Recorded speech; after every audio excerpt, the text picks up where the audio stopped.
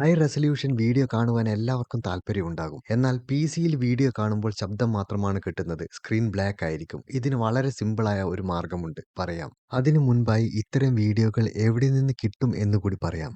നിങ്ങൾ ചെയ്യേണ്ടത് ഇതാണ്. യൂട്യൂബിൽ 8K റീമാസ്റ്റേർഡ് വീഡിയോ എന്ന് ടൈപ്പ് ചെയ്ത് സെർച്ച് ചെയ്താൽ മതി. ഇവിടെ കാണുന്നത് ഞാൻ യൂട്യൂബിൽ നിന്ന് ഡൗൺലോഡ് ചെയ്ത് വെച്ച ഒരു 8K വീഡിയോ ആണ്. അതിന്റെ പ്രോപ്പർട്ടീസ് നമുക്ക് നോക്കാം. അറൗണ്ട് 1 GB ആണ് ഉള്ളത്. അതിന്റെ പ്രോപ്പർട്ടീസ് നോക്കുകയാണെങ്കിൽ നിങ്ങൾ കാണാം ഇത് 8K റെസല്യൂഷനോട് കൂടിയാണ്.